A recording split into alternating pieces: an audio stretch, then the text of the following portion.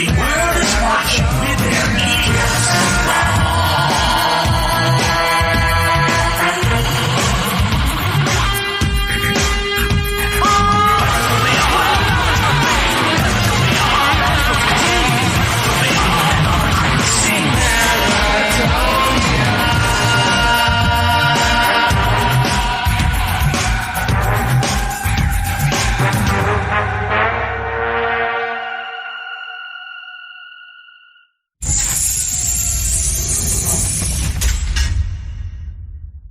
So the Jeff.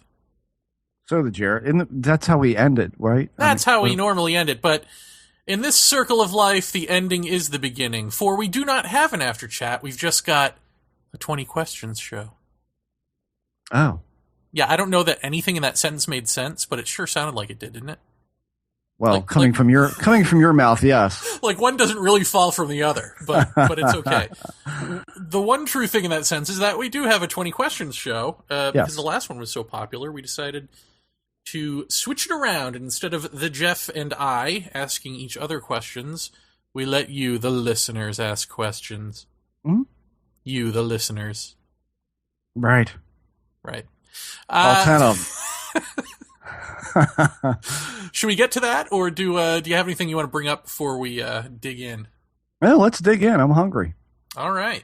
Let's see how many of these we can actually get through. Okay. All right. First question is from Riot Fish.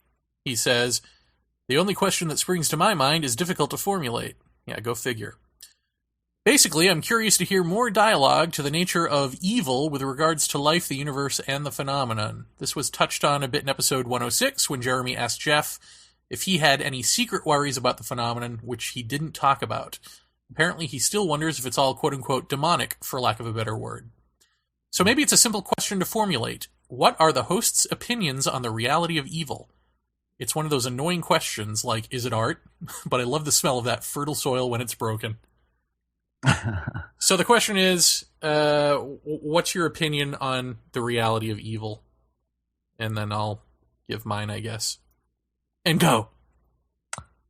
Can you repeat the question? No. That's evil. Well, I mean, I think for a lot of people, it's a matter of perspective, which is a given. But I do think that there is, there's negativity. There is, I don't think there can be one without the other, though. So that means there's inherent good in the world, and yes, I think there is evil. Yes, I do. I can't qualify it in any meaningful way, other than to say it's just my belief, and that looking back over the history of the world, I could see evil in a couple of different incarnations. But as far as paranormal evil, I don't know. Maybe there is such a thing. I don't know. I mean, it's just something that to me makes sense, and I feel like yes, there is something. I feel like yes, there is something that is inherently negative about the UFO thing. But if it is a reflection of ourselves, then all that evil would be contained with us, and so. Perhaps that's what it is. I don't know. I have very little answers in this direction because I simply believe that there is such a thing as evil and darkness, and somebody would say, well, what would its purpose be? And its purpose would be to be the opposite of light and caring and love for, again, trite words, evil and love and all this sort of stuff, but I think that gets a point across from my end. Yeah. I think there is evil, in a world that glorifies its separate self-sense. There's going to be the push-pull of opposites. There's going to be the yin-yang, the good, the evil, the this, the that, and the other thing. That's all to say that I don't think evil is a necessary evil, if you will. I think it's an extension of living wrongly. How about that? Living in the world as the sort of neurotic, cut off from source creatures that we are. I think that's where evil comes from. I think it wouldn't even be a question in somebody who lived rightly. And by that, I don't mean somebody who tries to live rightly or puts on airs about doing so, but somebody who actually radiates that light and that goodness that you're talking about from within. That is to say, a whole person. I don't think whole people, whole or holy, if you want to say that, care a whit about evil. I don't think it applies to them. I think it only applies to us because we set it up that way. The second that we broke off from source. So there's your convoluted answer. Mm-hmm. Yes and no. But I like that we had our first question is something that deep, you know? Yeah. Piglet Shameful writes, Jeremy and Jeff, what do you each want the phenomenon to be? In your depths, what do you really believe it to be or hope that it is? You go first. What do I want it to be?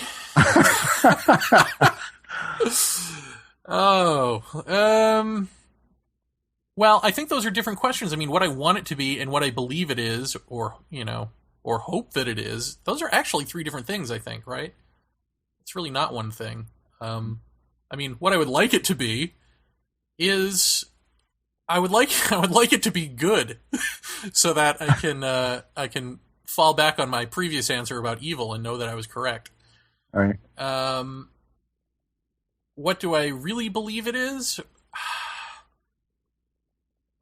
I don't know. There is something appealing about that odd sort of hallucinatory dream experience I had where I was told that this is that we're a continuum species, and that right now we're like the worm on the ground, and when you go through the cocoon, you become the butterfly, and that these whatever these things are the butterfly. So they're us. They're us looking back on ourselves, trying to urge us along through the cocoon. There's something about that that's really appealing, whether it's true or not. So maybe that's what I hope it is. But what do I believe it is? I really don't know. I really don't know. I really don't believe anything, because what I believe about what it is seems to change. You know, it changes with new information. So my belief about what it is evolving. I can only speak to where I think it's coming from in the sort of general sense of anything awoken to oneness is going to wake up anything else that can awaken to oneness, because that's one waking oneself up. I mean, that's what I believe it is, but am I right? I don't know. And I can be swayed with new information. What say you, Jeff? Is pie off the table at this point? I'm sorry, what? What do I hope it is? I mean, I think my answer is kind of split like yours. What I hope it is that it is some sort of force that is trying to suggest things and to gently encourage discussion of a myriad of different topics on a bunch of different fronts that eventually changes the self-destructive and brutal nature that humanity has. Part of me hopes that it's something like that it is this odd sort of indirect, if you can call it indirect, push from something else that is present with us. And I guess this answer would mean a non-physical push of some sort that would be purely suggestion. Like it is suggesting things, and it is enticing discussion of other topics that ultimately change someone or change us as people. What do I think it is? I think that it is the ripple in the oscilloscope of reality. That's what I think it is. I think that it is, at present time, and keep in mind, folks, this has changed for me multiple times over 2 decades, but at present time, I think that it is likely that this is what reality is made of. I think that when Whitley was on the show a while back, he said that the visitors were more involved with everyone and everything much more than we would think that they would be. And that resonated pretty well with me because I think that,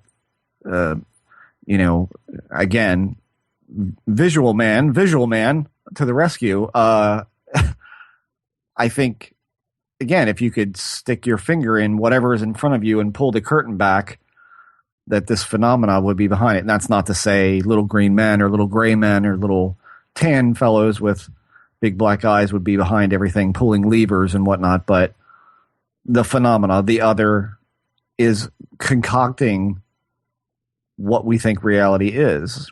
And I don't think that I think that we're co-creating it. But I think that in the grand scheme of things, I mean, think back to the feedback loop theory that I had talked about before, where there becomes a back and forth between us and that, or a single individual and that, or some component of that. And, it becomes a ripple. The oscilloscope for the most of our lives is straight across. It's it's a flat line because it's stable and it's secure, and you think you have a really good toehold on what's going on, how the world works, how your life works. And every once in a while, if something happens in the right set of circumstances or the right things are in place, i.e. anti-structure, marginality, all of the above, then you get a ripple in the oscilloscope. You get a wave for just a tiny bit. And I think that wave is what people see as whatever paranormal instance you can bring up. Do ghosts fall into that? I'm not sure, but certainly for me, the UFO thing falls squarely into that. I think that is, I think the phenomena is representational. I do not think it is literal. So, that's what I think. That's where I'm at right now. And I know that's all very abstract and ridiculous, but it's welcome to Paratopia, Jeff. Yeah, but that's kind of where I'm at with it at present time. It's the architecture. It's you see a flying saucer, you think spacemen, but I would tend to think, it's a screw falling out of a girder in the architecture of reality. That sort of thing. It's a oops, whoops, you didn't see that kind of thing. So, am I right? I have no idea. It's just the current ponderance of late. Okay. Pygmy Owl says, I've got a couple. First, what has helped you not just cope with these experiences, but actually thrive, become healthier, attain greater understanding, etc.? Any particular philosophical stance, meditation practice, diet, exercise regime, balance of life duties, work, play, romance, mantra, focus on the practical, or ... question mark. Oh, hell, I've forgotten the other two. Back soon, hopefully. Steph. So, anything help you cope with these experiences? Pie. Why do you keep saying pie? I don't know. I'm stuck on pie today. What's not... Okay, so not just cope, but actually made us healthier or attain greater understanding. Doing the show with me, Jeff. I think that's your answer. That's not it. That's your answer. Thank you very much. It's a very heartfelt Paratopia. Yeah, I mean, to some degree, it's therapeutic, sure. I think people's responses to it have been helpful in a way. Just the people that you meet when you go to a conference or a meeting, or someone online writes you. I mean, we get some weird email, but every once in a while, in fact, a little more frequently now than it ever has been, we get really thoughtful, detailed emails about other people's thoughts. And I think that's kind of helped me a little bit to extrapolate my own theories better. What has helped me cope with it better? Nothing's really helped me cope with it better. I don't cope any better than I ever did. Well, I think part of the question is like, when you're in your guitar shop concentrating on making a guitar or something, do you have like a hobby or something that you delve into, or a romance or something at work that you like, that, something practical that takes you away from it, takes your mind off it, anything like that? Well, yeah, playing guitar takes me away from it. I mean, I don't think about anything but that when I'm in that. which I guess is kind of meditative to a degree, I suppose. I think something that it's more of a self-control issue for me, because Jeremy will tell you I'm kind of an all or nothing guy. If it's there and I like it, and to use the phrase the kids say today, if it gets me off, then I'm forebore into that, and I am interested, I'm engaged with it, and I learn that way. That's just how I learn, and it's the only way I learn. I can't learn things sort of just on the fly. If I'm immersed in it for a certain amount of time, then I learn from it, and I retain it better. I think music and art have been the two biggest constants in my life, my whole life, and I think I owe that in no small part to this phenomenon. I think whatever happened as a kid is what kind of flipped that switch for me, at least in some way. But there's no coping mechanism that I can think of that's developed other than just trying to. I think I keep my wits better about me these days when I do have a strange thing happen. A lot better than I used to, but it's not any easier. I mean, it's not any like, oh, well, I can handle this. I know something's happening and I'm aware of it and I can handle it. It never gets easier for that. So I don't think there's anything else I really immerse myself in other than music and artwork, and I do artwork every day of my life. So it's, those are the two big ones that kind of helps me forget about this stuff. But, and I think you would agree with this too, in that in no small way, when you ask the bigger question, when you get away from ufology, when you get away from it and you start asking those bigger questions, then it does become somewhat of a passion to you. But luckily, speaking as the guy who is all or nothing, I've learned a great deal of restraint in how much time I actually devote to it and how much of my life I let it suck up, I guess is the word. So I've learned a lot of balance from it in that way. So what about you? Beyond my obvious answer of I've got this energy in me that makes me do healthy things. So that makes me healthier and has forced me to attain greater understanding, whatever that ultimately means. But in just sort of practical terms within this field, I think getting immersed in ufology, right, which I had been a passive observer of, so going to these conferences and seeing what's what, putting a name and a voice and a body language to the people who are selling you what they claim to be their truth or their set of facts. I mean, I think just being able to do that and seeing that these people don't have answers, some of them are con artists and frauds, and that's disheartening, and some of them aren't. But overall, I think just seeing just firsthand how nobody has a real answer is good, is healthy in a way, Like, I feel like that's helpful, because it's like, oh, these people really don't speak for me. And so I don't have to worry about that. For example, even the whole hybrids thing, I was someone who followed Hopkins and Jacobs' work, and I worried about that stuff simply because I read it. And so it's a possibility. If they're getting this from hypnotized subjects, then it must be real, right? People must be reporting something real. But having investigated it, no, that's all wrong. And so now I don't have to worry about that anymore, or any of this, I've got documents about JFK and Marilyn Monroe and whatever, the Greer shtick, that I just sort of knew loosely from, maybe a 60 Minutes interview or something. To see him say it live is to be bowled over by the fact that people have very little radar for bad acting in this field. And so I feel like that's healthier for me, because that sort of, again, we can't say what this thing is, but now I have a better handle on what it isn't. So I can eliminate some of the possibilities. So I think that's it. I mean, there's nothing really practical in the way of, work, play, or romance that ever takes my mind off of this for long, because it's in me. I mean, it's literally Right. waiting to come out and express itself. So Yeah. I don't have that off switch. But I don't need it. I mean, I don't feel like, I'm not complaining about that. It's not like I'm not the Hulk. Well, I mean, do you think that there was certainly a point in your life where this wasn't a factor? Okay.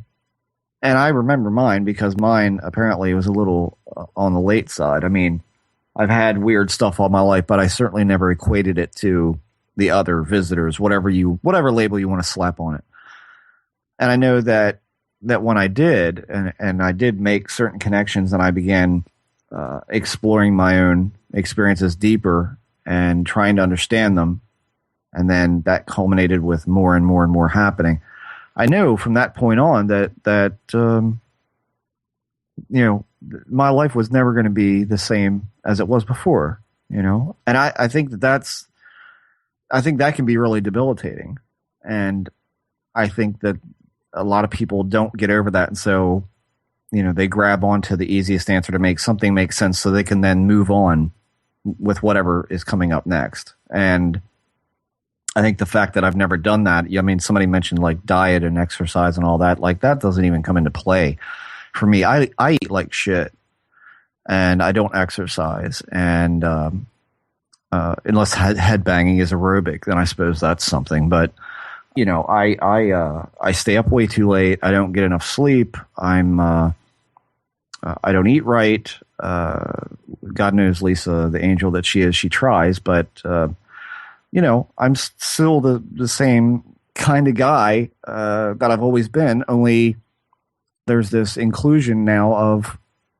this other thing, which is like a major part of my life, because you can't have those experiences in the past and say, oh, I'm just going to move on from that, and that's the end of it. It doesn't work that way. It's like once it's there, and it's ever present for you. And so what do you do with that? Well, I think there's another thing, another element in here, and correct me if I'm wrong, but I think you have this as well, which is that when you're in the moment of a situation, well, I know you felt this because you definitely felt this with your Men in Black. I mean, when you're in the moment of the situation, there is that feeling of completely different than you're thinking about it now, which is that it's natural that you sort of know what's going on, or at least you know who these people are. You know what this is. There's always that feeling of what this is, even though you don't, even though you can't even say what that means. Like, you can't verbalize it because you don't consciously know what it is. So I think like when you're in the moment, in a highly strange situation related to this stuff, you're really, in a sense, not the same person. It's almost as if you're a spy, with a double, like a secret agent or something, like you've got this other identity that does know what's going on, and then you've got this identity that is flummoxed and scared. Yeah, it's the fleeting epiphany. Epiphany, yeah. Yeah, that's what it is. I mean, it's. I've told you this before. It's like, at one point, it's, my God, of course, this is it, and I get it, and you get it, and all is right with the world, and it feels like, everything has come together. You've got that last piece of the puzzle shoved firmly into place, and then this next second, you're good. What the fuck was I talking about? And it's completely fleeting. So you don't really understand your feeling. I mean, your internal feelings of course, I know this is yes, yeah, oh yeah. And then outside of that experience, you're like, the epiphany is completely gone. That epiphanal feeling, that rush feeling of knowing is not there anymore. And you're trying to make sense, like, how could I even think that would be right? It's too simple. That doesn't make any sense. If you can remember it at all. So yeah, I think you are in a completely different headspace. I think you're a completely different person in that kind of scenario. Have you gotten, we're interviewing Strieber in a couple of weeks. Have you gotten through the key yet? No, I'm about halfway. Cause he talks, at the end, he puts in the original, he has a new introduction and a new afterword, and he puts the originals, in the back, and the original, he talks about that very thing in the original afterword. About just the whole thing of wanting it to be a dream, or something, that there's something about having contact with this other that is so highly strange that the brain doesn't know how else to process it except as a dream, and so you'll do anything to convince yourself it wasn't real because it doesn't fit. Right. So even though you know it was real, it's like your brain is struggling against you to say, no, this didn't happen, and just forget it. In the same way that we were talking about during the McKenna episode, the midweek special, that the whole, the drug trip does. Yeah. You forget a lot of it because it's weird, and so your brain just goes, that's dream material. That's hallucinations. That's not real. Right. Well, because everything in your world tells you it's not possible. Everything. Yeah, tells even you as you're in this, but when you're in the situation, I mean, this was the other thing you talked about. I guess that sort of directly relates, is in the situation of talking to this guy he calls the master of the key. He felt like everything he was saying was completely brilliant, and then when he looked back at his writing, he was like, "What is this new age shit?" This isn't even good writing for me. So right. He said it was a real struggle to.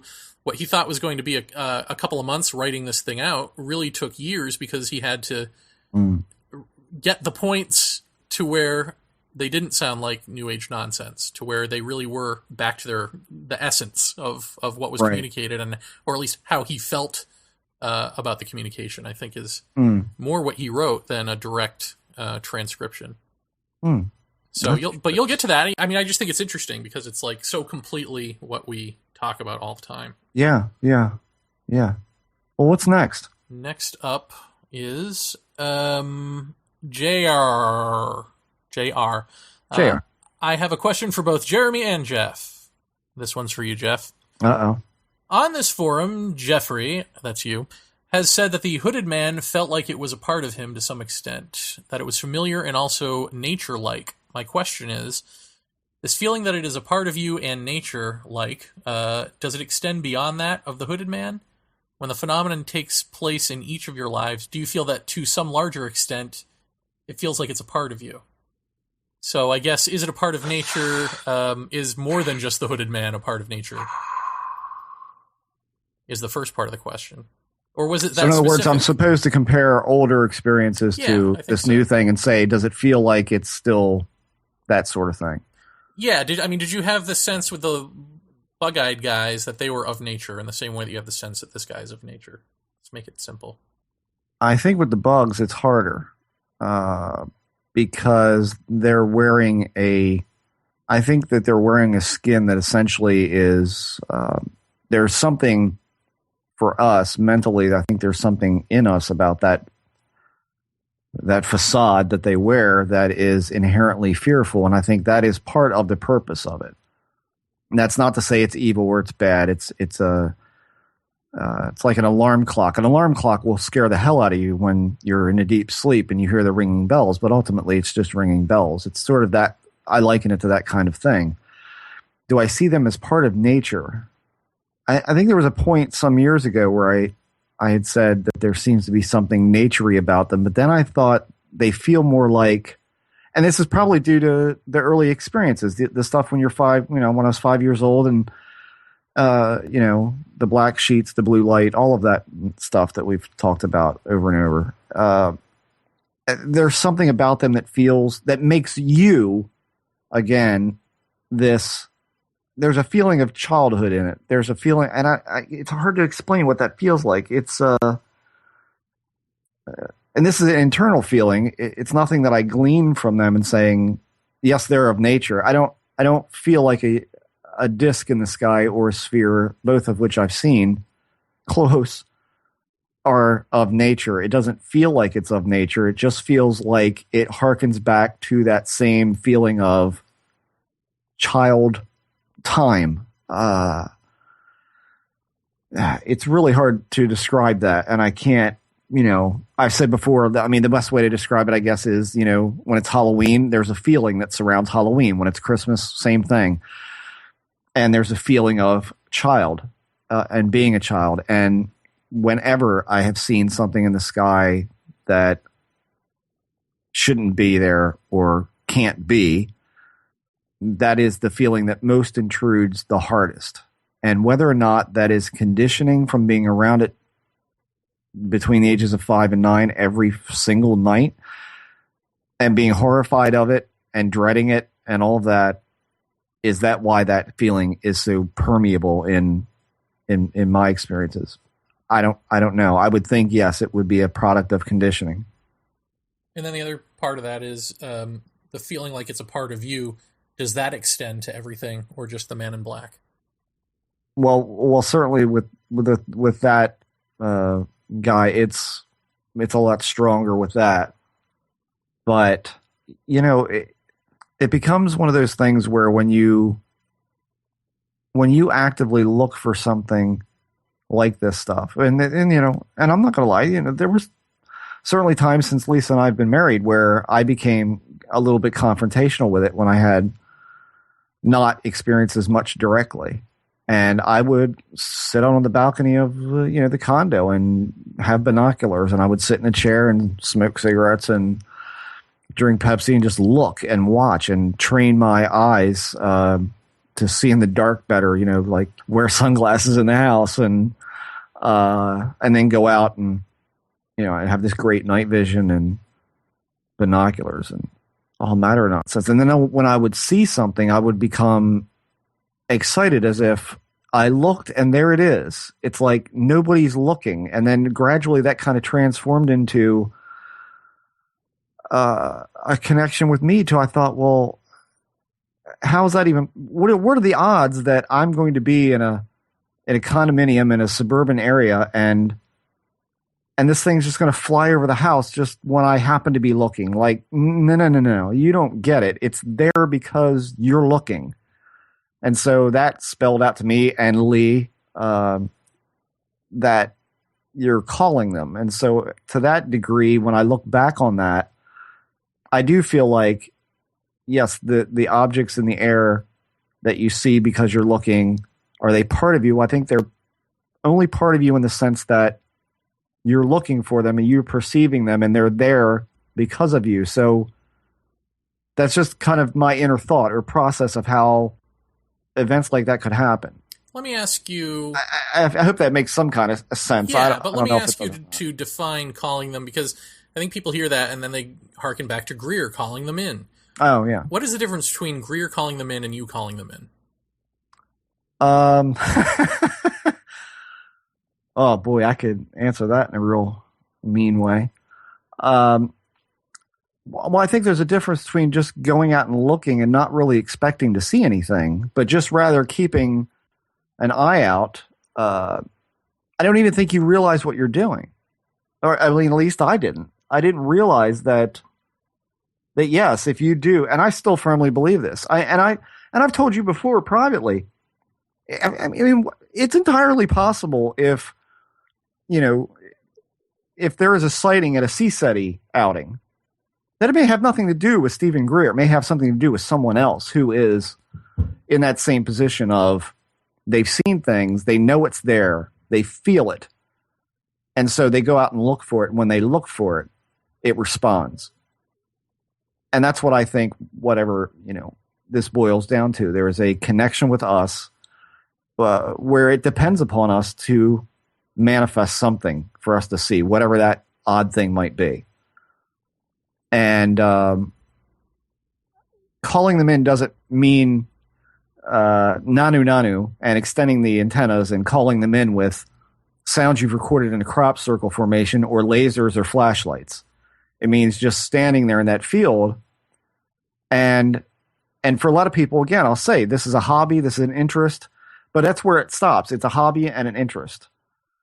But when you know that it's there and you know it, and it's not guesswork anymore, like I'd seen it, I knew.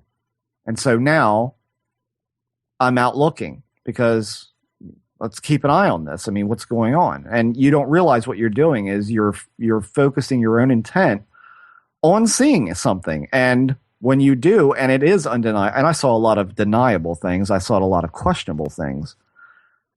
So I can see very well how Greer and some of the CSETI folks would say, look at that thing moving so quickly across. Well, that's a satellite, or it's meteoric, or it's, something like that.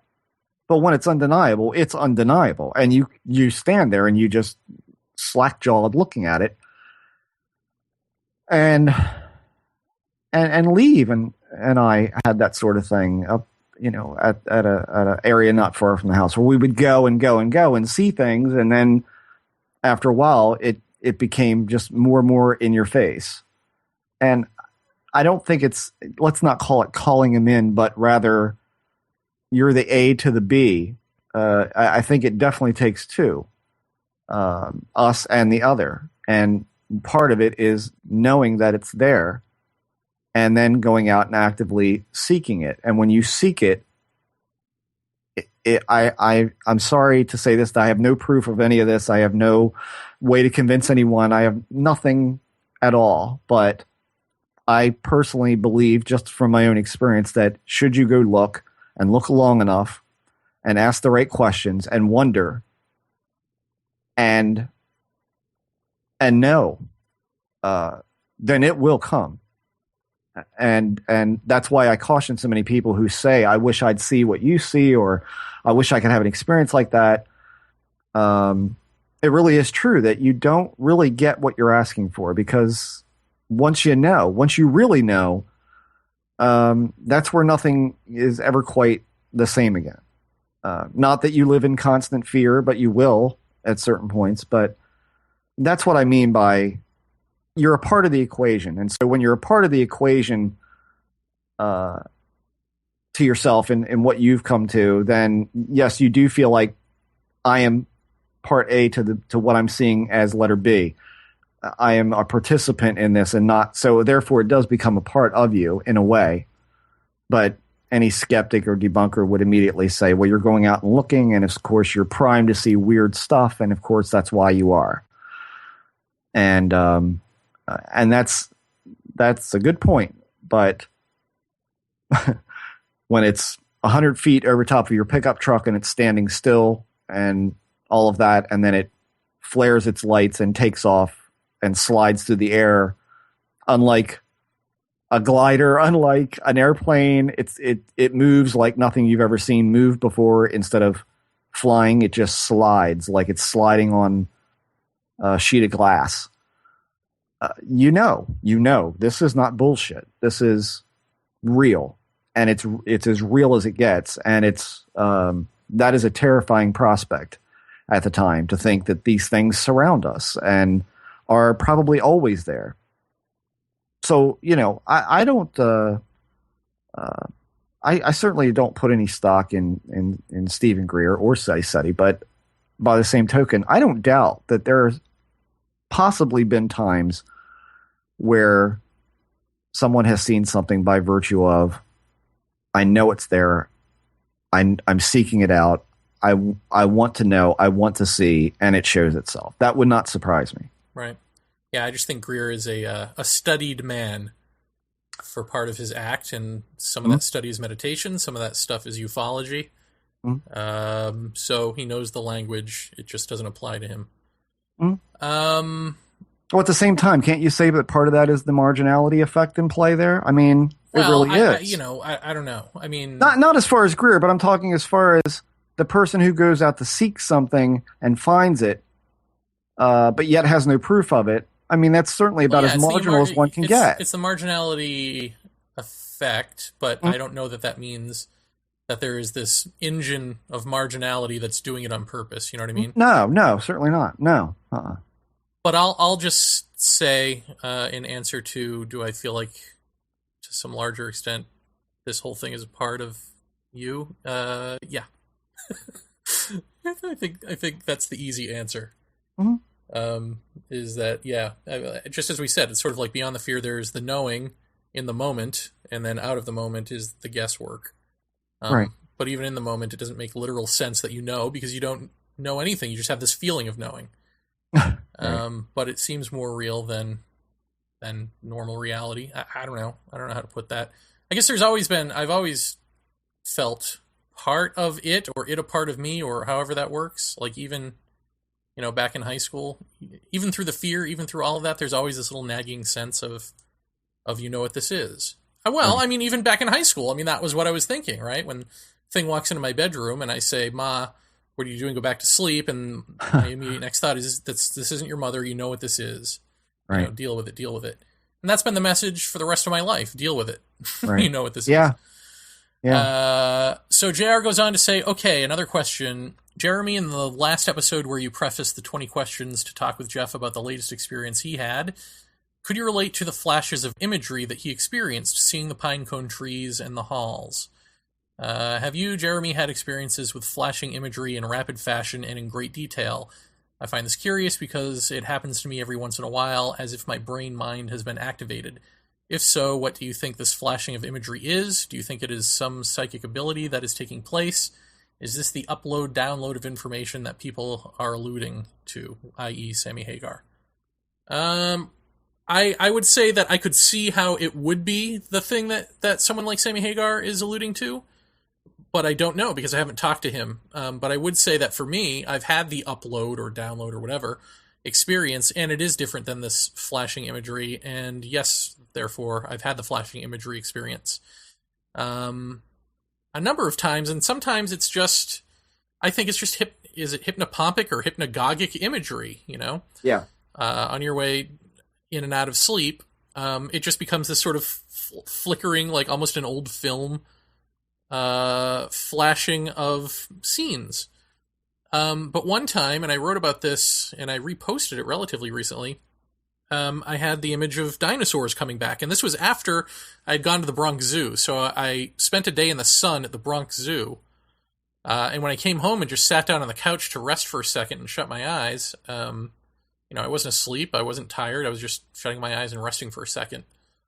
I had the flickering images, but I realized that the animals I was seeing weren't from the zoo. They were dinosaurs, and I was seeing them come back. So I saw this whole scene play out and had the distinct feeling of when the dinosaurs come back, that's when you know this thing's over. This incarnation of Earth. So I kind of expect that to happen at some point. But no. So yes, I've had that, but the upload download thing was completely different, and it's funny because I remember saying that it was another instance of the slit opening at the base of the spine and energy pouring in, except that I don't really remember it that way. I remember writing it down that way, but I don't remember it that way. I remember it being sort of that same feeling, except coming in through my head, not through some slit in the spine. But it's as if you're almost sort of, I don't know, overcome with this sort of energy, and then suddenly there were these, pages of documents that I thought were Cyrillic. I thought they were Russian, and they look like photocopies of documents in this foreign writing, just being loaded into me like a computer or something. It was strange. And then that's when I called Nancy Burns the next day, and she had said, are you familiar with Philip K. Dick? And I said, no. And she said, well, you got to read about his life because he had the same things happen to him. And sure enough, I then read a book about him, and he had the same thing happen too. So, these are two complete, and that experience is far more vivid and, I would say, longer. It's a longer experience because the flickering can just be a flickering image of something and then a flickering image of something else and something else. This was literally like somebody in the government had figured out how to create a human internet and load people with documents they wanted to hide. That's sort of what this felt like, as scary and paranoid as that might sound. So that's that answer. Pygmy Owl writes a couple more. So I guess she figured it out. Love that name, by the way, Pygmy Owl. Yes. Any particular experiencer, writer, incident, book that really resonates with you where you go, that's it! That's just what is going on with me. If so, how did you come across this person, book, etc.? That's question one. Well, for me, obviously, Communion, Strieber. We've been down this road, Pygmy Owl. Right. That he is the author that I more times than not go, that's it, in book form. When he's writing as an author, I think he's dead on more times than not. Yeah.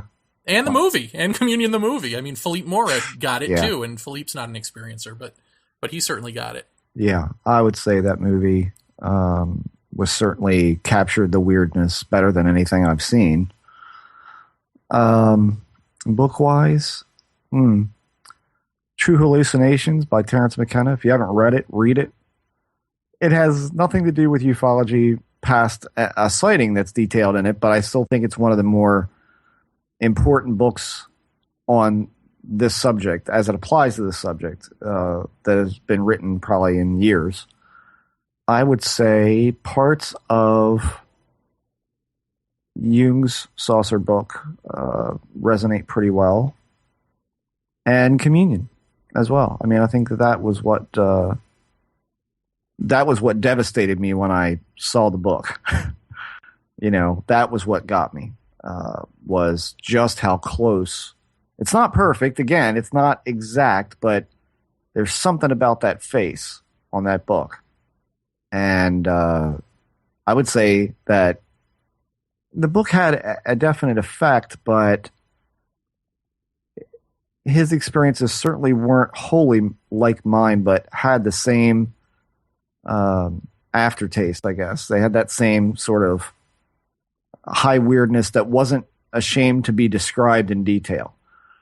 And that resonated pretty well, because that's kind of always how I've approached this, is not to hold any of the really bizarre stuff back. And so that seemed familiar. And often when I write down an account that I've had on a message board somewhere, and I put in all the weird stuff and the weird feelings that you have, that's often what I'll hear is, well, your stuff seems very Strieber-esque.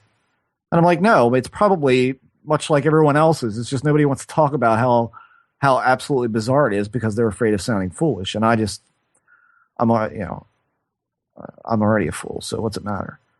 And I would say also for me, Donnie Darko gives me that same sort of feeling, even though it's not really related. Yeah. In terms of reality and stuff like that, of course, Jiddu Krishnamurti for me. Yeah. I think he got it. And Jung, I haven't read Jung's Flying Saucer book, but I've started reading another book on mythology and that sort of stuff. And yeah, I mean, Jung certainly resonates. Yeah. Well, I mean, if you want to talk about books that have definitely got something strange about them that sort of resonated with me at a young age, Where the Wild Things Are. Yeah. I know I had the most weird reaction to that book. I'm sure I had the book read to me 8 million times when I was a little kid. But I saw the movie when it came out in the theaters, and that had the same eerie quality. I don't know if you saw the flick, but no, I didn't. No. Oh my God, you would, well. I didn't want to ruin the book by seeing the movie. No, you should see the movie. Okay. You should definitely see the movie, because the movie, I mean, it's not a kid's movie by any stretch. Oh, really? I don't know who they think they're fooling.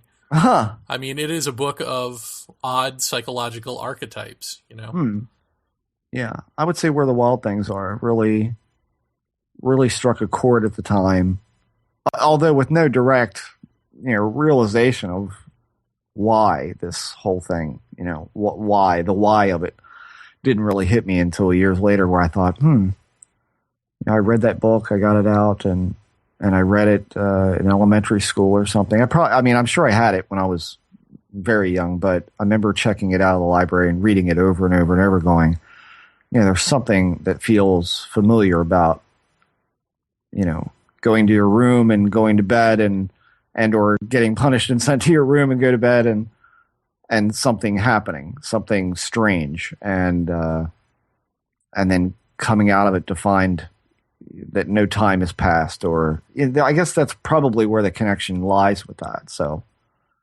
I would say that that the movie, the feeling that movie emoted to me was the same as the feeling of being the clown entity on the mushroom trip.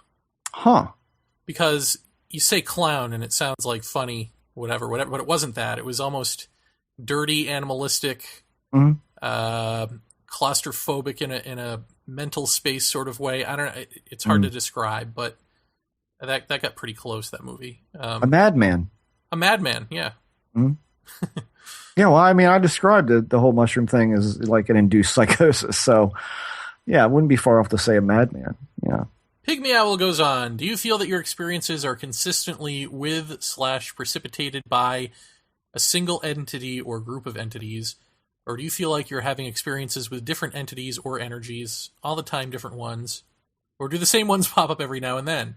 What has led you to these conclusions, if you have any? But why don't you take this one first? Now, keep in mind, Jeff, this is a 2-hour show. I know. I'll stop you if it goes too long. No, not me, you. Oh, okay. I think that whatever it is, I think it is one intelligence. Whether that one intelligence is a singular intelligence or a group, I don't know. But I am with Jeff on the whole Nordics, Greys, Mantis, whatever. All of those are a face or different faces of the same thing.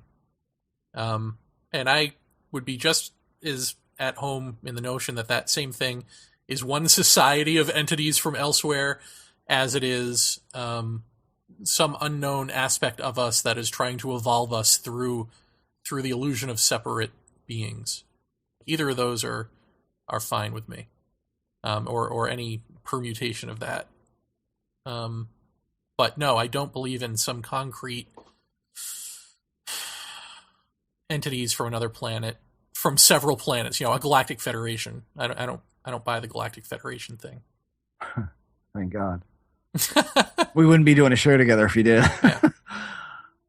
But, I mean, but I have gotta say that said, on the other hand, with my shtick of oneness, like even a galactic federation would just be the one thing again. It's one waking oneself up, and so it doesn't matter what the organism is.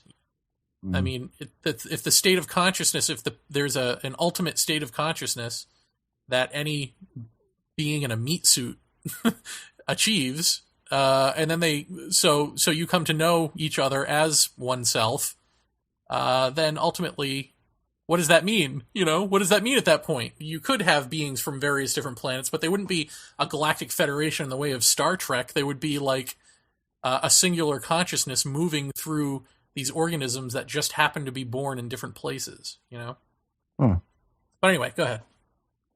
On the surface of it, I could say that, yes, I've seen what I would say was the same female, excuse me, in a couple of different instances. I could say, yeah, it's the same bunch. But yeah, I think a lot like you do that it is a single thing. External, but I don't necessarily believe it is one thing or one entity, quote unquote entity. I think it is. I don't like the word hive mind. I don't think it's that sort of thing. I think it is just I think it is one sort of, like you say, a consciousness of some sort. If you can even say that's what it is. A force, but I think that anything that you see, any way that you see it or any way that you perceive it as an individual or as a repeated, entity that you're interacting with, I think is all about you. I don't think that's the reality of what you're actually witnessing.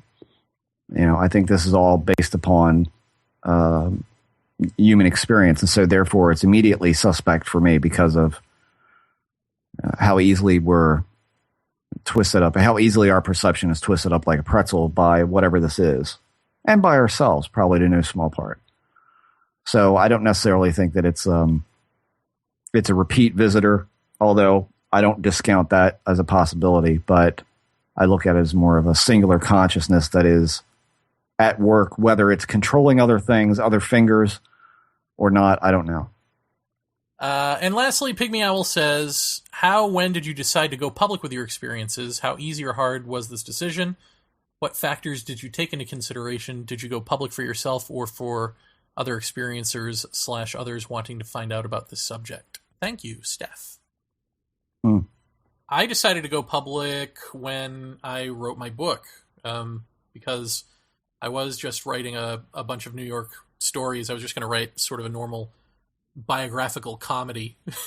But then I thought, well, I probably in my narcissism as a writer, I thought, well, it would be disingenuous to write about all this stuff and not include the alien abduction, as if there's some reader out there expecting something of me. You know, like nobody knows who the fuck I am. So did it really matter whether I wrote about my alien experiences or not? No, but in my mind at the time, I thought, well, it would be disingenuous and also probably a better selling point to talk about the alien experiences than just the sort of normal everyday New York folly. Boy, was I wrong, and how. How easy or hard was the decision? It was very easy because I just dive into things without thinking half the time. Or I think along the way. How about that? I mean, I'm not like a dope who just dives in and like hits his head on the bottom.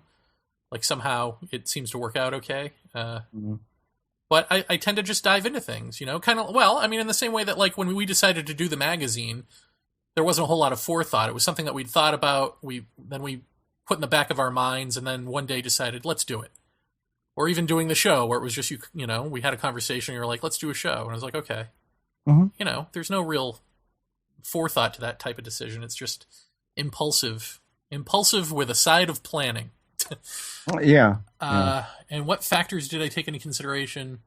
None. I guess I'm an open guy, and so it's like, well, I was going to write the story anyway, you know, and it involved growing up and being molested and self-effacing humor and, you know, all of that sort of stuff. So I guess I didn't really factor in how people would react to me, and I didn't factor in how it would affect my family or any of that, because I don't think you can as a writer. I think you just have to sort of, or as any sort of artist, I don't think you, I don't know.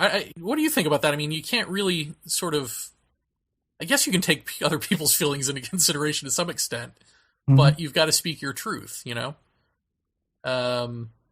So I just sort of, I guess, spoke my truth, and it wasn't like I thought about it and then went, oh, how's this going to affect mom and dad? You know, it was just, wasn't even in my head to factor anything like that. So no factors. I took no factors into consideration. Blind and stupid. Did you go public for yourself or for other experiencers, other wanting to find out about the subject? Well, I mean, originally I went public, for the book. I went public, because I thought it would be interesting and because I thought it would be a good selling point. But then ultimately, once that delusion was wiped away, I stuck with it and I did the culture of contact and all that sort of stuff, for other experiencers, and especially the experiencers who participated, like the artists. I don't know, there's something about seeing these old timers, you know, selling their artwork or just being able to show it to the public that they've been, you know, keeping in the closet all these years because they have no outlet for it. There's something gratifying about seeing them smile. I mean, it sounds hokey, but there's something gratifying about that. I mean, say what you will about David Huggins and whatever the hell is going on with him. At the time, you know, he was an artist in the art show, and I think it gained him some traction, you know, and I don't know, he's an old guy and he's a kind guy, so there was something nice about that. And I think there was also something nice about empowering other people, because I think we did that in a way, like for, in whatever small way, for the simple fact that we got positive press for both events. However successful, you know, one of those events was, and we all know it wasn't, is beside the point. It was successful in that it got positive mainstream press from New York. You know, when the hell does that ever happen? So I think to be able to just reflect back on that and go, well, we actually did something here. And now I think like that's carrying over with the stuff we've done with Emma Woods and Carol Rainey. Like, to me, again, I don't know how successful you see that as having an effect on the field, but at least immediately it did. I don't know if it will over the long haul, but I kind of feel like yeah, when we do stuff like that, it's not just for us, or it's not just for me. I'll just say for me. It's not just for me. It's for other people. It's for wanting to get to the truth for the sake of getting to the truth, you know? And part of that wanting to get to the truth isn't just me. It's that I have friends who are experiencers who are also affected by this, and who are also affected by bad research, who are also affected by the way the media makes clowns of us and laughs at us and all that sort of thing. So I don't know. I guess I do or did or have gotten something out of doing things for other people in this. What was the first question again? Not to overstate it. How or when did you decide to go public with your experiences? I didn't. I always talked about them. So, I mean, ever since I was a little kid, I told people about what I saw, and a lot of times it was like public. I mean, like public. Yeah. I think when I met Lee through a mutual friend and I guess coworker. That was sort of when we began talking, and I realized how much better I felt when he and I would have discussions about what we thought was going on, and so that felt better. And then I met Bruce Maccabee at one of the support group meetings. Somehow or other, Lee found about. I think the both of us met Bob Exler somewhere along the way, and Bob Exler was putting together a group and asked us if we'd like to be a part of it or help with it, and so we started going to those. And after a while, of course, Exler exited the field, and Maccabee was at a lot of those meetings, and just talking to him about the nuts and bolts of it, and seeing that here's a credible guy, here's a guy who's not flaky and weird, but yet has a genuine interest in this and a genuine interest in what we were all describing, enough to come to these meetings.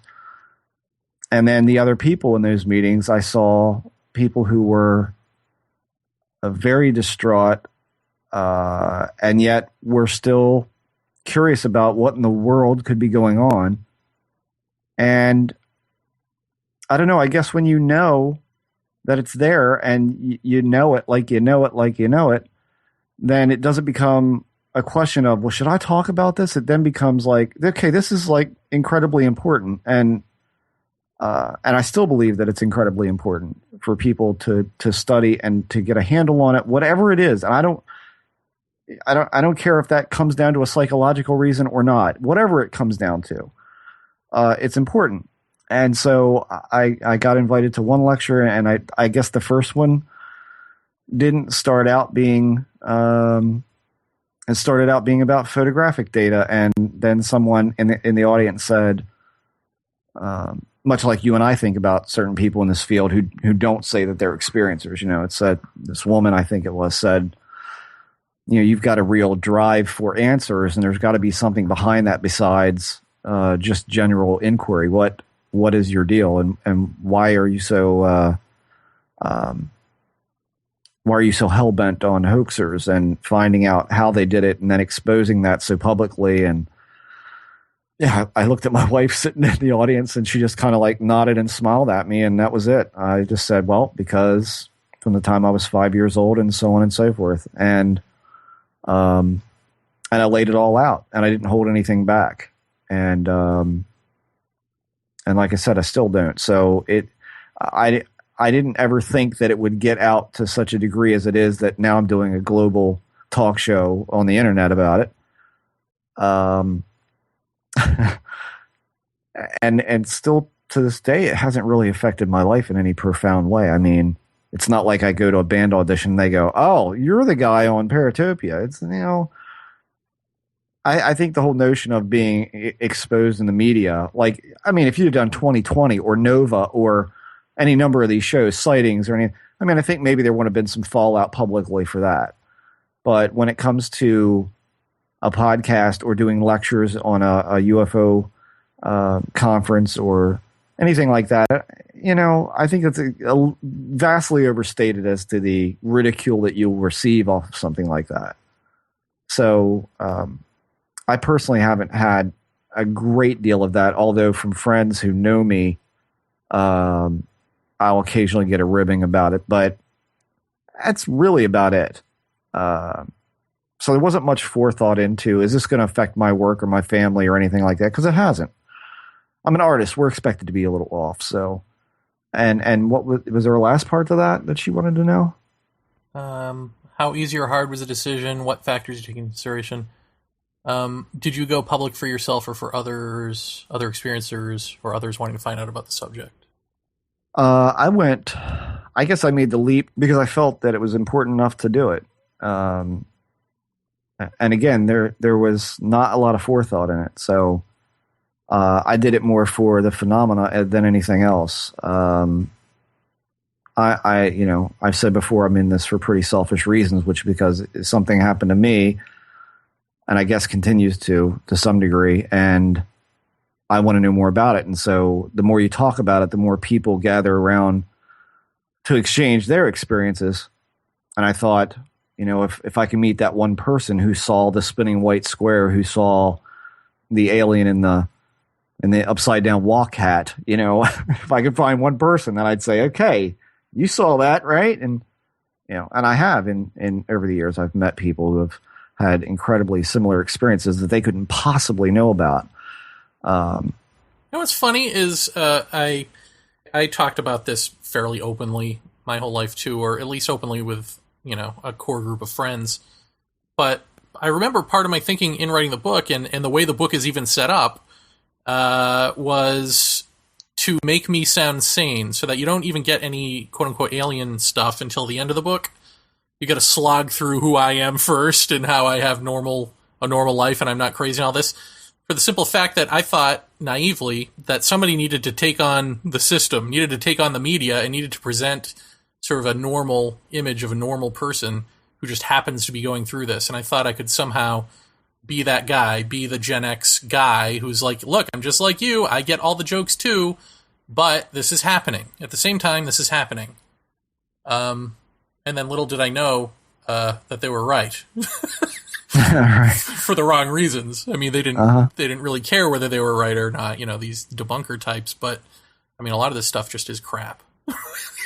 Yeah. I think the embarrassment comes later when you realize, when you look around and you go, God, what am I doing here? Yeah. What have I done? Like you're already in at that point. But I hadn't met anyone, you know what I mean? Like I hadn't met anyone who was an experiencer up until I moved to New York. So I was still naively thinking it, this us and them. I wasn't thinking, oh wait, us? There's not even an us. There's just a very fractional percentage of the us is okay. Yeah. Well, who would you say influenced you more to speak with an open book policy about it? Who influenced me more? Nobody. I would say that I just had... I was really lucky in that in high school and my freshman year of college, I was in social situations that were very fortunate with very open people who love to talk about everything from politics to paranormal to whatever. They were open to anything. Yeah. So we could have this type of talk. And of course, in high school, we had a group of people who got into the Ouija board. Right. So they were willing to even go that far in entertaining paranormal stuff. And in college, there was nothing else to do except pack into this one person's room and talk. And I think when you're forced to have community like that, anything will come up. Right? Yeah, anything comes up, and I think your inhibitions sort of go out the window. And I'm a pretty open guy to begin with, or a pretty sort of wacky kind of guy, I guess. In my thinking. Yeah. How I thought that I was going to present normalcy to anyone is beyond me, but whoops. Yeah. I'm going to skip around here because they're like Piglet Shameful has this eureka moment of, yes, we get more than one question, but then writes 8 million questions, which are all great, and I would love to get to them, but let's just make sure other people get in here. So, yeah. Spider Boris writes, Jeff and Jer, here's one for either or both of you to answer if you so desire. Do either of you think disclosure is possible and will happen at some point in the future of our planet and society? And just to qualify what I actually mean with that thorny weaselly word, or weasel word, in this instance, I'm suggesting that disclosure refers to the partial or complete opening up of humanity's relationship with this other in the world, at both an interpersonal and societal level. That's my new definition anyway. If either of you believe or suspect that this may happen one day, what is your projected timescale for such a disclosure? Do you think there is a timescale? Do you think it is possible, impossible, or did the possibility never exist in your eyes based on your own personal experiences with quote-unquote it? So, will this thing disclose itself to the world? Will we live in any sort of relationship with it out in the open, and if so, when? Jeff, your thoughts? Thanks, Jer. I think there will never be an aha moment. I think that time will march on, and as we become older as a species, if we do, and I have a bit of optimism that we will, I think it will eventually become something that everyone knows. I don't think there will be this seminal moment where we go, oh my God, here it is, and they can't hide it from us anymore. I think gradually over the course of years that the paranormal in general will evolve into something that just becomes a part of life and will be acknowledged by people slowly at first, but will gain momentum.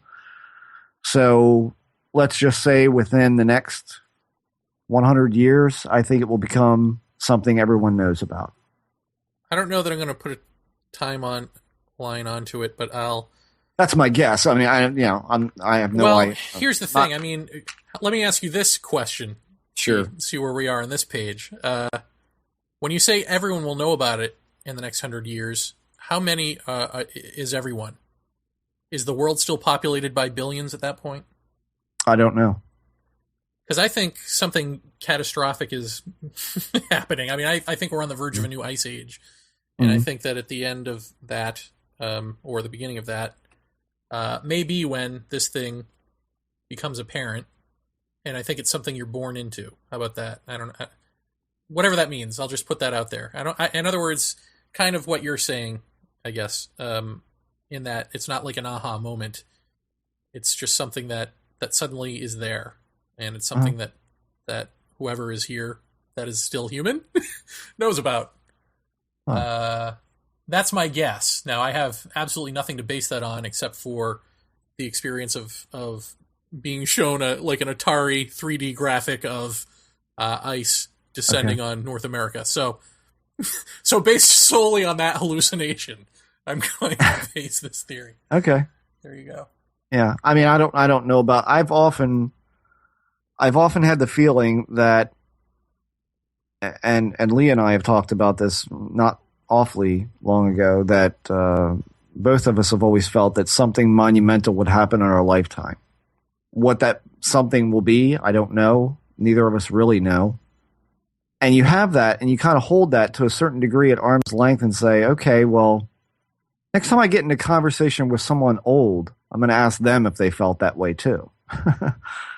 And, at our age. And I have kind of asked that in roundabout ways to certain older people that I know. And most of them have said yes as well, that they felt something was going to happen in their lifetime. And what does that mean? Do we, I don't know that I would put that much stock in my feeling of that, but I agree with Terrence to a degree when he says, can you honestly picture humanity in 500 years?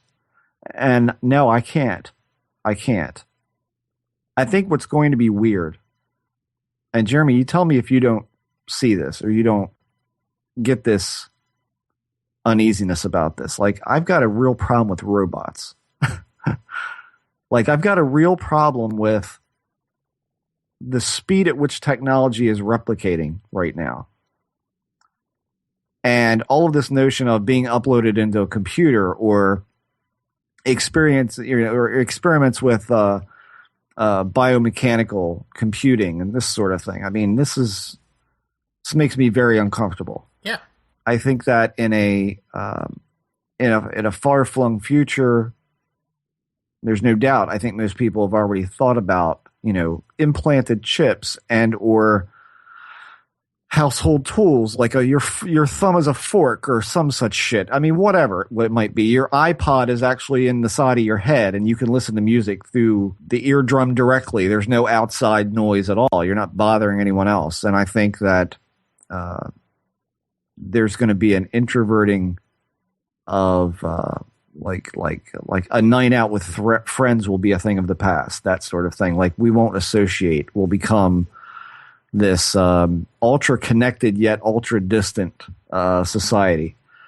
And I think that's where possibly that this other is going to peek its head into that technological framework. And then it's going to be a question of we're not only perceiving through a human brain, but we're also perceiving through machinery now. Oh, and just wait till you finish the key. Okay. Have you gotten to that part in the key yet? No. Ah, very good. And this is and Jeremy would laugh at me about this, but this is why I found the movie, the latest Tron movie, so fascinating. Was, spoiler alert, they're in a computer. I mean, it's this fantasy world in a computer, and they're everybody's seen the first Tron, so you know what that's like. And essentially, the man who created the grid goes back in, and he and Tron and a facsimile of himself are trying to create the perfect system. And it's going to change humanity. It's going to change the way we compute. It's going to change the way we live. It's going to be a different world. And all of a sudden, out of nowhere, comes a new life form that just comes into existence. They manifested. And that's a mystery in the film as to where they came from, what they were for real, what they were. But their genetic makeup was unlike anything that they had ever seen. They had no disease with them. They were a pure form of consciousness that just manifested. And so it wouldn't surprise me if in some future where we have more technology integrated into ourselves, that this other and the other presenting itself will present itself in a much different way, in that our technology will perceive it. That's what's going to be interesting.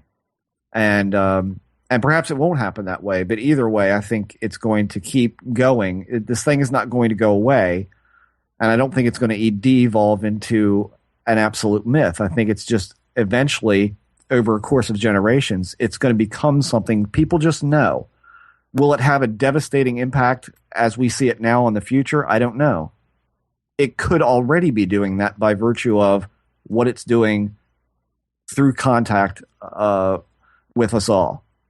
Because I'm another one of those people who believes that this thing has probably it's not selective. I'm not sure that I believe it's selective. I think everyone to a certain degree has bizarre experiences they can't explain that they contemplate. And so that contemplation perhaps is the reason and is what is evolving. And so maybe that's how we find out that it's been here all along, and that this is the force that guides evolution. And therefore we know about it. And so that, I guess at that point, is how do you work with it? What do you do with it? Do you just let it keep going? Do you try to define it, or you just say, this is the way it is. This is the way life is. And we just live on, I don't know. I think what you just touched on is one of the smartest things I've ever heard about this subject ever. Great. I mean, honestly. So I hope everyone rewinds and plays that again, because that was fucking great. Okay. Thanks. And probably true. Pal33 says, you're going to like this. Can you each describe the single best thing you've contributed to this field and feel most proud of? And on the flip side, can you describe the single worst thing or mistake that you regret ever bringing to this table? Who wants to go first? What are we playing? Ufology roulette? Yeah. I mean, if that's the case, you go first. The best thing I've contributed to this field and feel most proud of. Well, this show, I think.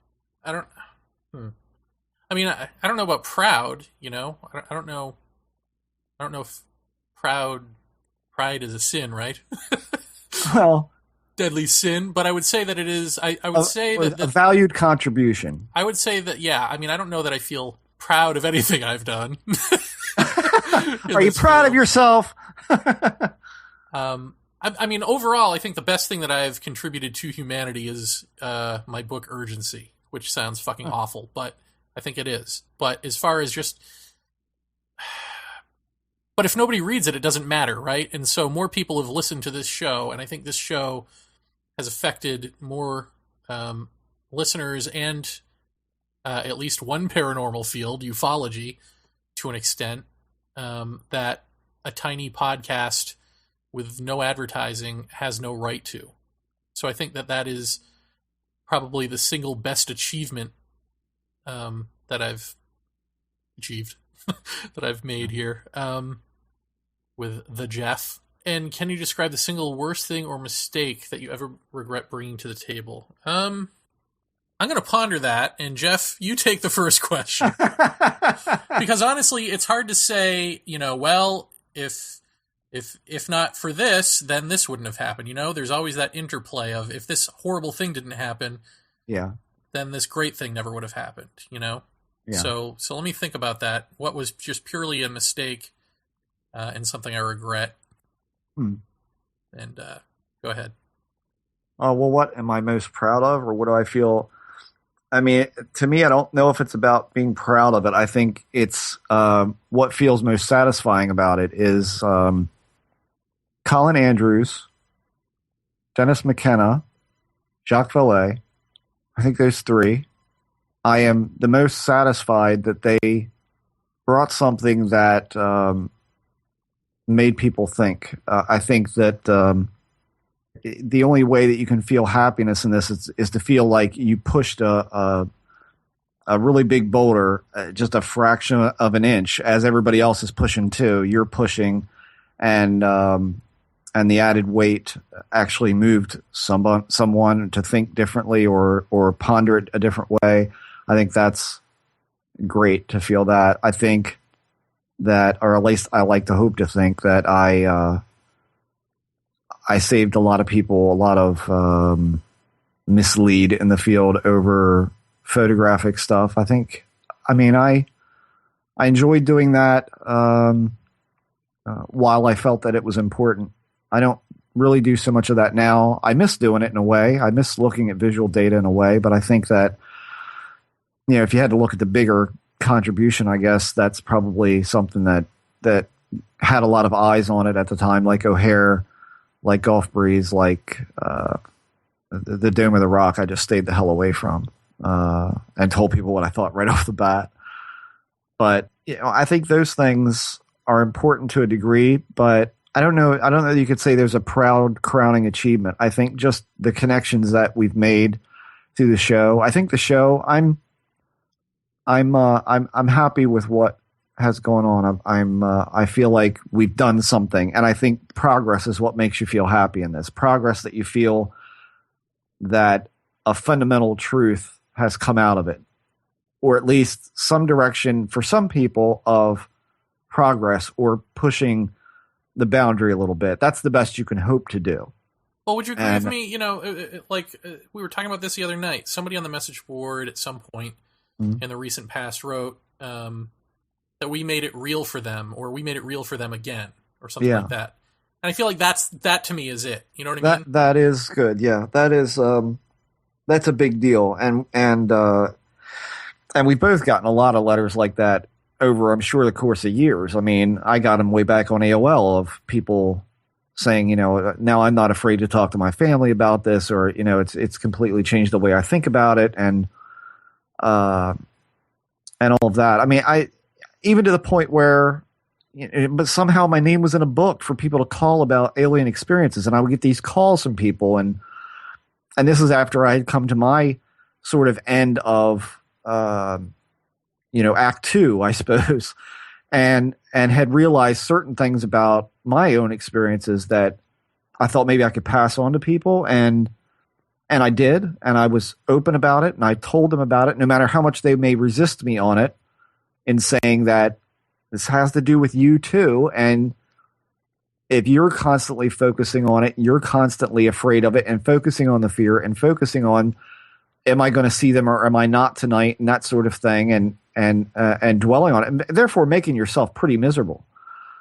To ignore it, if you truly want to make this stop, to ignore it, to occupy yourself in other things, to change yourself back into some semblance of a routine of a fun life or productive life, then that is how it will help. And I remember a woman who just up one side and down the other just said, nope, there's no way you're going to convince me that's going to work. I said, if you do nothing else for the 4 hours that I've spent on the phone with you now and the night of sleep that I've lost, please for me, just try it for a month. And she called me about, I don't know, it was probably 2 or 3 months later, asked me if I remembered her, and I didn't. And she said, I called you in the middle of the night, blah, blah, blah. I said, yes. She goes, I just want to tell you that I did do what you said, and it's gone. There's nothing. And it saved my marriage because my marriage was ending. And she said, it has stopped. And I realized that I am empowered by myself. And she said, and you helped me to realize that we do have a part to play here. We're not hapless victims of anything. Like, this is something we can engage when we choose to. And yes, small things do still happen. I feel like there are checkpoints and check-ins, but it's not like it was. It's different now. And that really makes you feel good. That makes you feel like you made a difference for just one person. And if one person got it, then that's all that really matters, you know? But you know, in the grand scheme of ufology, I don't think that there's been, I can't say there's anything that I would say I swell with pride when I look back on that. Now, the worst thing that you swell with, that I swell with, and it's a couple things. One would be ever getting involved with, the Meyer stuff. I wish that I hadn't wasted so much time on that. I wish I'd have just kind of said my piece and walked from it. But if I had, then, you know, perhaps, you know, Derek Bartholomew wouldn't have, you know, written all that, you know, put all the stuff up on the IIG West page about it that we wouldn't, you know, that we now refer everyone to, which contains stuff that I submitted to him and stuff he found out on his own. And so I guess in a way it's got its plus, but I wasted way too much time on that. And I guess the other half of it is to ever, I'm ashamed of some of the altercations that I've had in public with people, public meaning the internet. I think in years past, I have completely showed my ass in arguments, and that's, you know, that's just a matter of my anger and my resentment for people who treat this with less respect and with less thought than they should. And because I take that, or I used to take that extraordinarily personally, that anyone who would marginalize this, whether it be from a skeptical point of view, because I was always willing to listen to skeptics, provided that they had a good argument, to people who are trying to sell you a package deal and are just completely full of shit, and it's obvious. I mean, you want to talk about words that echo in my mind are some of Jeremy's words, which were, when we first started hanging out online, we were in a forum and questioning people like, why do you think this way? Well, because so-and-so says this. Well, you know, why do you base everything off that? Can't you think for yourself? Why wouldn't you lift up a phone and find out on your own? Why are you listening to other people? And, you know, why are you believing this story? Well, because it's a good story, you know. And Jeremy made the most perfect point. He says, you know, sometimes bullshit is just bullshit. And there is no deeper meaning to it than that. And coming to realize that, you realize that, you know, one of the most valuable things I've learned, at least with dealing with people in this, is to not get all riled up about it, to privately rant if you have to, but to make your argument and leave. And that's it. Because anything past that is just sucking up more valuable time in your life. And there's no point to it, because life's too short. You know, why sit around and, I mean, when you really take a step back, and you look at your interactions with people online and how that's rolled, and God, the hours lost that I'll never get back. And I can promise you that,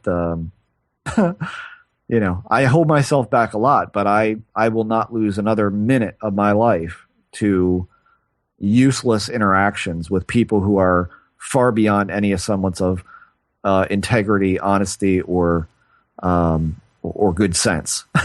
So that's my thing. I guess that's my biggest embarrassment is my irate attitude at times with people. So and the Meyer stuff. So I think for the Meyer stuff, my downfall with that, or my pissed off feeling about that, is that by exposing it and by showing people, like, here it is, and a lot of people went, oh yeah, but at the same time, it put a lot of eyes on it, which you don't realize is the byproduct of a deconstruction like that. Is a lot of eyes are on it that might not have been on it, and so there's my oops moment. But I think everything worked out and shook out in the end pretty well.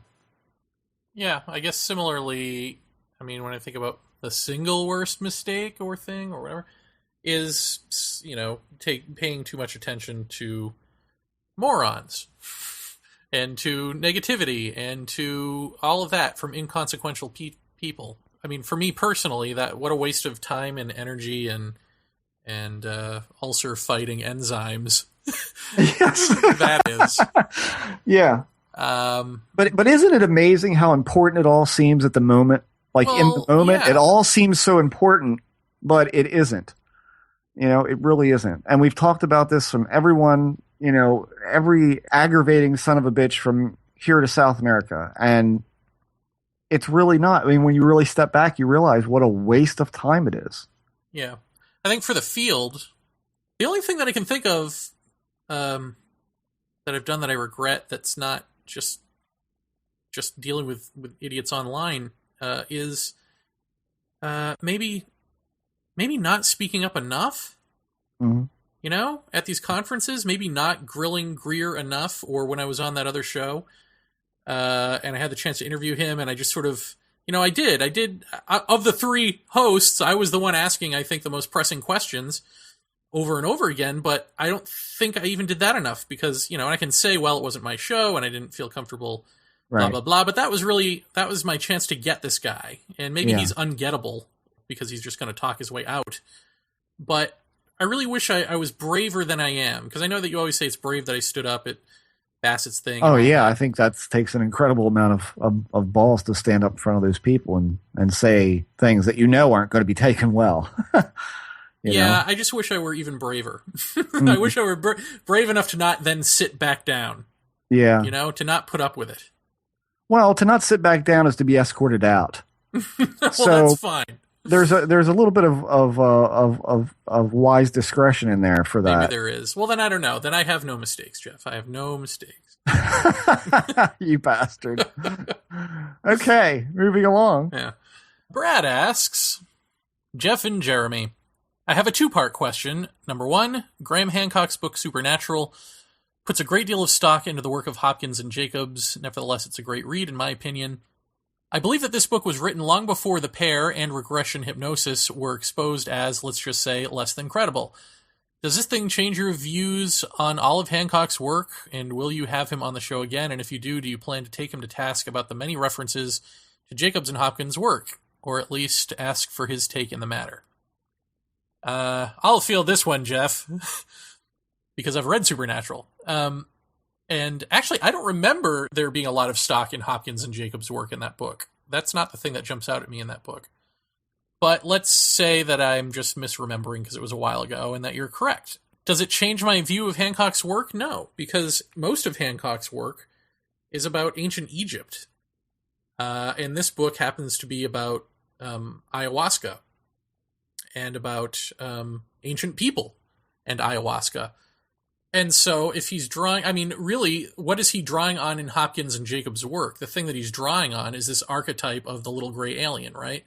He's not really drawing on hybrid babies and the sort of narrative that these guys have built. He's drawing on the physical details that have been described, because he's saying that when he was on a hallucinogen that he saw the grays. So no, I guess in that sense, I think it's neither here nor there who he's drawing on. Will we have him on the show again? Yeah, we'd love to have him on the show again. Sure. Would we take him to task about the references to the work? No, why would we? I've had Hopkins on my stage, when I did the Culture of Contact the first year. I mean, you don't take someone to task for something they're ignorant of. And to ask him his take in the matter, probably not, because A, that assumes he knows what the matter is, that he's paying attention to it, and B, his work isn't about that. So I'd rather get to the deeper questions because about ayahuasca or whatever it is that he's talking about at the time, because to take anyone to task over this hypnosis thing of anything, is to take everyone to task in some fashion, Uh-huh. I mean, everyone I think has relied on the hypnotic testimony at some point, or most anyone. And so all you can do is hope that they are current with the situation and are changing their research accordingly. Yeah. I profess often that I don't read books because I don't want to put anything in the noggin that's not it's not already going on. So I choose not to read a lot of these books because I don't want to. I don't want it going through my brain filter so as not to pre-contaminate myself to anything. I want everything to be clean in there for that. I mean, the key is literally Ask Jeremy is the first thing I've read in quite a while, aside from Jacques Vallée's book, which we did the interview for that. You just don't go in unprepared for a Jacques Vallée interview. I mean, the only thing that I'll say about anybody who would refer to Hopkins and Jacobs' work is that I don't think, and I'm going to speak from my point of view on that whole thing, I think that it would be a little too far to push to say that parts of what they put out, for instance, the operating table and being cut upon by these beings, is not what some people may have experienced. Because I've met people who have not had hypnosis done who have recalled such things. Have I met anyone who hasn't been regressed who has remembered hybrids? No, I haven't. That said, in accordance with ayahuasca or psilocybin or any of these, there is a thematic that can run through them of having small beings literally tearing you apart, which also comes into play in certain religions. And so I don't think that you can negate certain small parts of this as being jiving with certain people's experiences. The problem is that those experiences were taken and publicized and therefore became part of an influential cultural sphere that then overtook everyone, and everyone became aware of, and therefore polluted and oversaturated the field with just that portion of whatever this may be and whatever that experience might be. So I don't think that if someone refers to that particular meme and all of this, that I can say, oh no, that came out of hypnosis, so that's bullshit. Because there's too many other places where just that part alone, the operating table being cut on, being torn apart, having horrible things done to you with a fork or whatever, where that does come into play. So there are other things about that work in hypnosis that are problematic, a lot more things that are problematic. So I don't think you can necessarily take any reference to that work and immediately throw someone up against the wall for it. You've got to temper that out a little bit with what has come up in other tandem things that don't involve hypnosis and maybe don't even involve psychedelics to that degree, if you want to omit that. So, I mean, that's where I would come from. I wouldn't say to throw everyone up against the wall for that. I think when you start talking about hybrids and the cloak and dagger and the X-File stuff coming out of hypnosis, I think we know where that comes from. And so that's something to debate and to question heavily. But, the problem is, again, we can't differentiate. Well, and then there's another way to answer the question, because now that you're saying that, you're right. Supernatural, it's not just about the physicality of the beings, but about that archetypal pattern of being pulled apart, and even these sort of hybrid cave drawings of, half human, half whatever creature. Right. To which I guess the way that I would answer it, part two of my answer, is how telling is it then that this altered state of mind on a drug is producing something so similar, a vision so similar as the altered state of mind of hypnosis? Right. I mean, to me, that's the story, not the fact that hypnosis is unearthing some real memory that jives with these people tuning into another reality through a drug. It's that there's this altered state of mind that produces these similar sorts of experiences. Maybe, you know. Yeah. I mean, we can't sit back and say that every person who was ever hypnotized, didn't enter an altered state and relive or have. See, the question is it a reliving or is it a having an experience like that? And by the same token, here's what kind of separates the line for hypnosis in the Western world versus the experiences of the scarified natives of South America in the Amazon who've not seen a television, much less a car or an airplane, who are describing what a lot of people describe an alien experience, UFOs, beings, like you said, being torn apart, that clinical theater feel to things. We have something much different in this country, which is media, and media propagates everything. And so how much cultural contamination is there in the Western world versus, I don't know, the Amazon jungle? There's a real definite difference there. The onset of someone talking about paralyzed on the table, being surrounded with knives, hacking them apart, cutting on them, injecting them with things, that could have been a very early on discovery that then it could have been one person or 3 or 4 people whose story got out. And once that propagated in the media and with the suggestibility of hypnosis, there's where that meme took off. And that has nothing to do with the core of that part. But unfortunately, out of hypnosis grew all of the other stuff that we've come to know. Or it could be either drug-related or just natural DMT production-related, something along those lines. The Techno City version of the jungle scenario. Yeah, that somebody maybe. had, right? And then it takes off from there. And then it becomes this thing that other people, quote unquote, see through hypnosis. Yeah.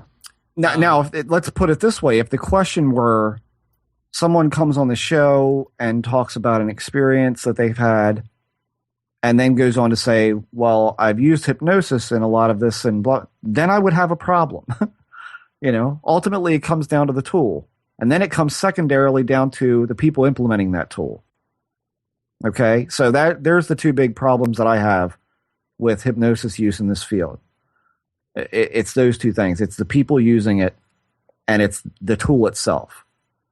But we've long said this. We've said this repeatedly on the show that what people are remembering, part of it may be true, may be what they recall.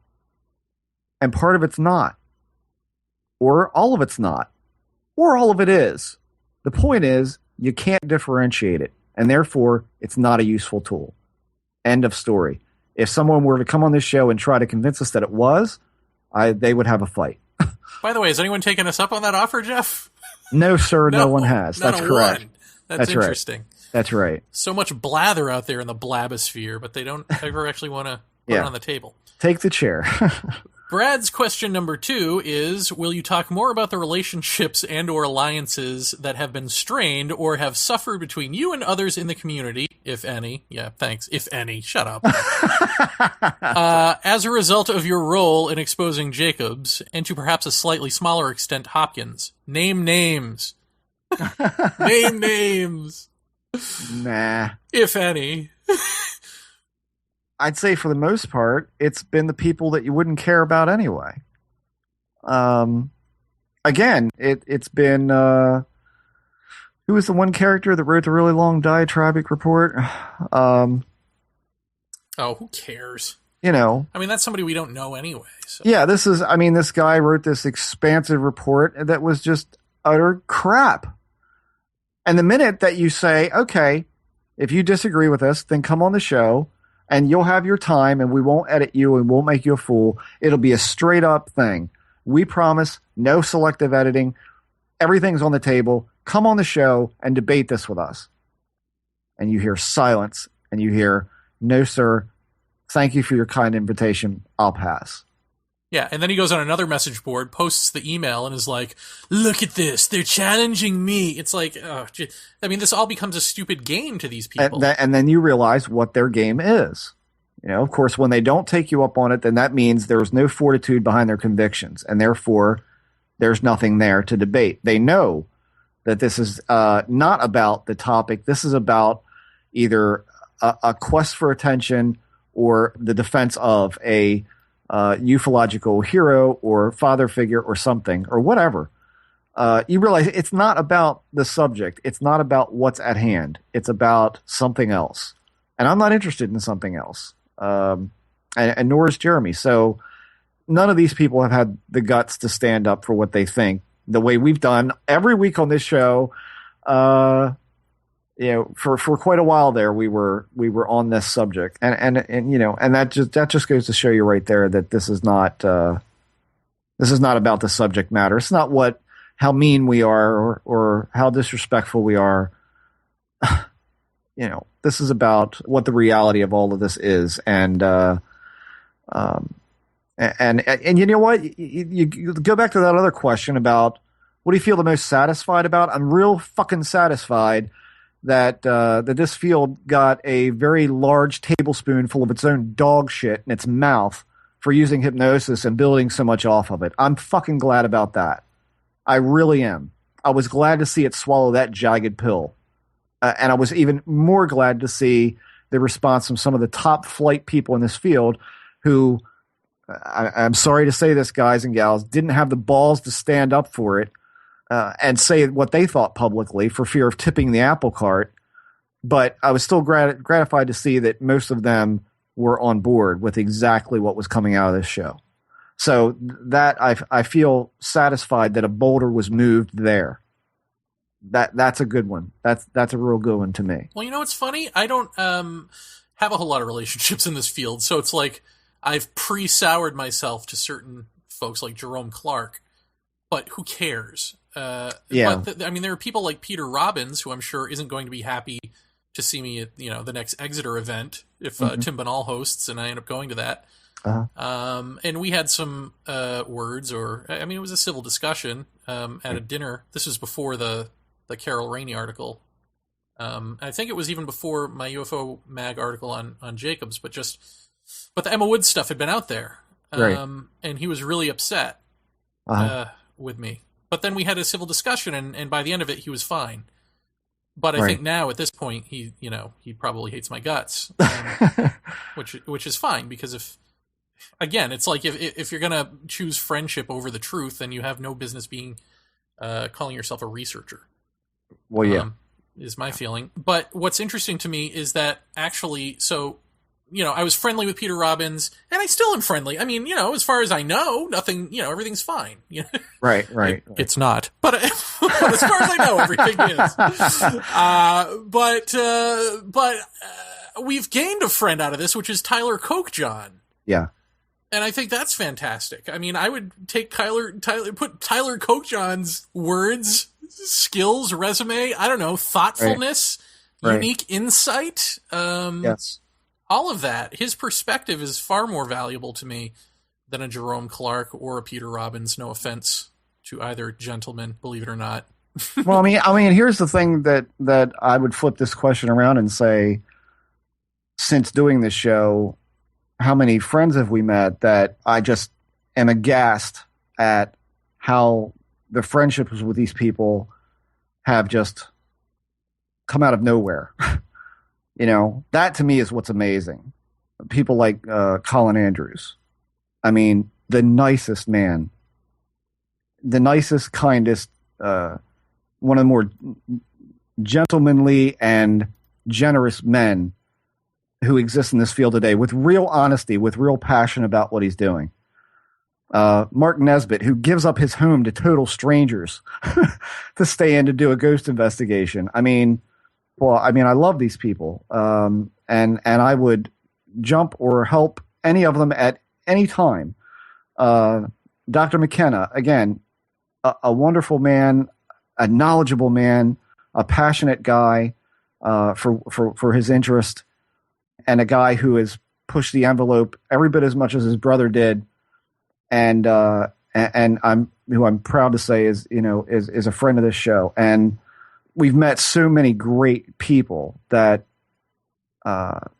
to be proud to be friends with, and proud to say we could pick up the phone and call them. You know, I mean, that sort of thing. If we had a question, or that just doesn't happen. You know, that just doesn't happen with the machine of the paranormal field. That just those connections are so rare and so important to me that I think that is a big part of why this show is happening. Is that, you know, Phil and Brogno, and you know, these people who are real. I mean, these are real people who have real interest and are sincere. That's such an amazing diamond to find in the pile of cow shit that is this field. That you're lucky. You feel so really lucky to have interacted with them. And Jacques Vallée, I mean, we can't pick up the phone and just call him. Well, we could, but you know. But would he answer? Right?